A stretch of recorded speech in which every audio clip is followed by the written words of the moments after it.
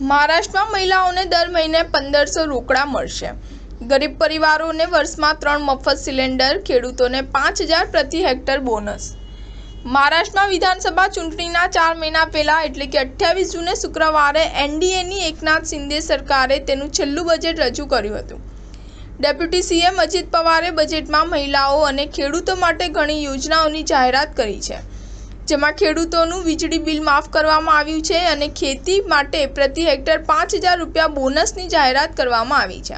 આ યોજનામાં ગરીબ પરિવારોને દર વર્ષે 3 મફત ગેસ સિલિન્ડર અને 21 થી 60 વર્ષની મહિલાઓને દર મહિને 1500 રૂપિયા રોકડ આપવાનો સમાવેશ થયેલો છે। સામાન્ય લોકોને રાહત આપતા રાજ્ય સરકારે વેટમાં 3% ઘટાડો કરવાની જાહેરાત કરી છે। તેનાથી પેટ્રોલના ભાવમાં 65 પૈસા અને ડીઝલના ભાવમાં 2 રૂપિયાનો ઘટાડો થશે।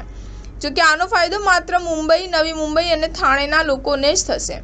રાજ્યમાં આ વર્ષે ઓક્ટોબરમાં વિધાનસભાની ચૂંટણી યોજાવા જઈ રહી છે। રાજ્યમાં ભાજપ, શિવસેના અને એનસીપીની ગઠબંધન સરકાર છે।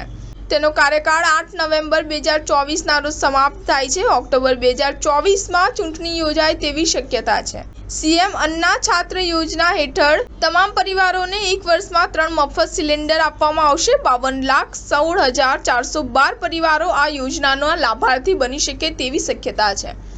શાહ ન્યૂઝ 7 હંમેશા સચ્ચાઈની સાથે।